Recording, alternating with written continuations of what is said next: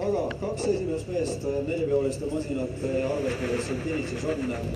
Kristjan Agarov on saanud kirja aja 1.54,81, mis on 10 sekundit jälle parandust võrreldes esimese sõiduvooruga.